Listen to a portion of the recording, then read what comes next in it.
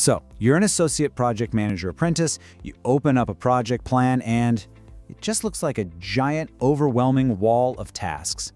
If that sounds familiar, you are in exactly the right place. Today, we're going to demystify one of the most crucial skills you need to nail, skill S22.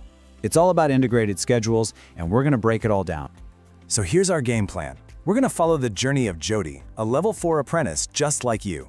We'll see her hit that initial scheduling wall. We'll decode the skill with her, see how she puts it into practice, builds killer evidence for her Aptin portfolio, and finally, gets ready to absolutely conquer her endpoint assessment. All right, let's set the scene. Meet Jody.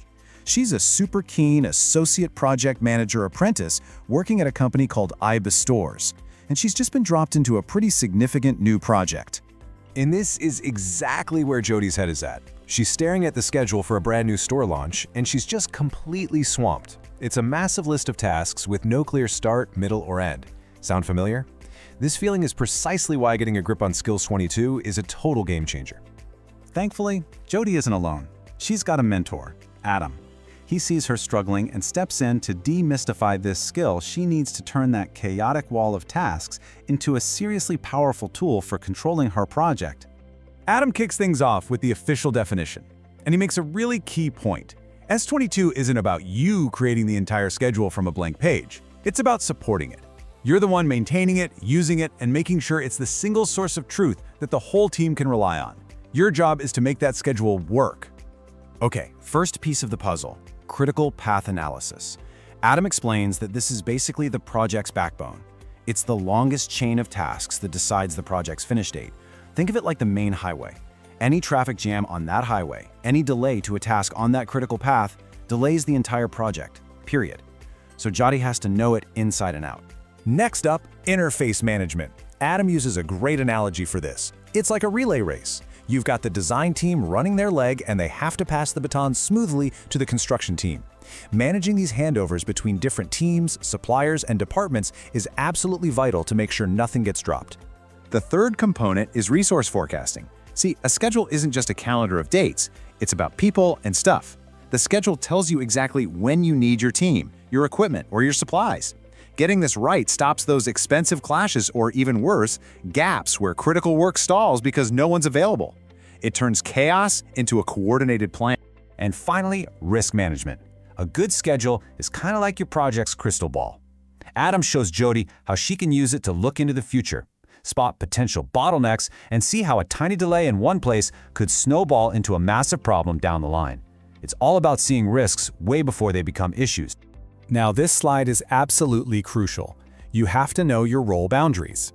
As a level 4 apprentice, your job is to be the expert on the ground, maintaining the schedule, checking the data, and escalating risks when you see them. But you are not the one approving the final baseline plan or making the big strategic decisions all by yourself. Knowing where your role starts and stops is key. Adam really drives this home for Jody. Why does this all matter so much?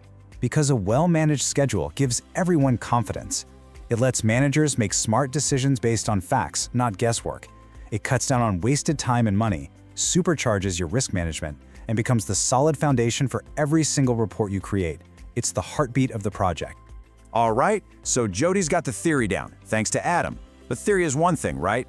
Now it's time to get your hands dirty. This is where her line manager Riddle steps in to help Jody apply all this knowledge to the real-world IBA Stores project. Riddle lays out this brilliant 5-step path for Jody. It's a clear journey. You start by just observing, learning the ropes. Then you start updating the schedule with someone guiding you. Soon, you're doing it on your own.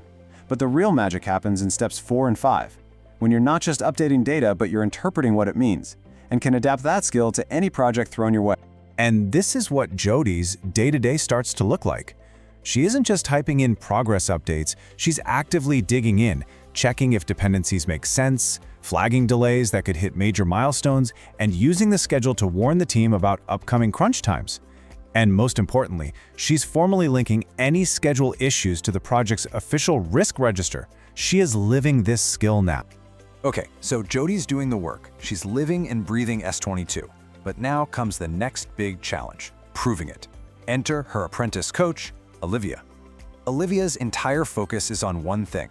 turning all of Jody's hard work into absolutely killer evidence for her Aptum portfolio. Olivia has this awesome way of putting it. She tells Jody, you're not just collecting evidence, you're creating Webby-winning evidence. It means that just doing the job isn't enough. You have to capture it and present it in a way that screams competence and leaves zero doubt in an assessor's mind.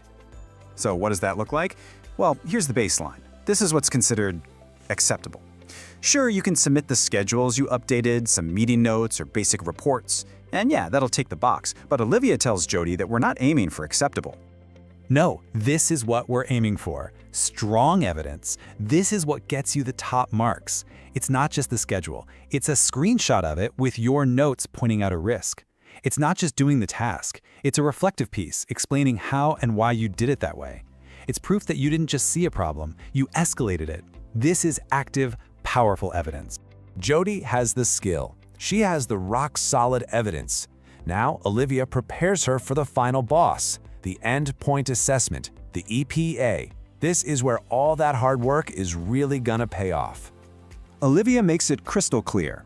All that amazing evidence Jody collected isn't just for the portfolio, it's her secret weapon for the EPA. Whether it's in her report, her presentation, or the discussion, she can pull out real, tangible examples from her work at IBIS stores to give confident and credible answers. So let's do a practice run. Here's a classic EPA question you can fully expect. How did you identify and manage critical path activities? Now, the assessor is not looking for a textbook definition here. They want to hear your story. And boom, look at this answer. It's concise, it's professional, and it's packed with power. It uses the right language: baseline, slippage, mitigation plan. It tells a complete mini story of competence in just one sentence. Here was the problem, here's what I did, and here was the outcome. Perfect. Here's another one they love to ask.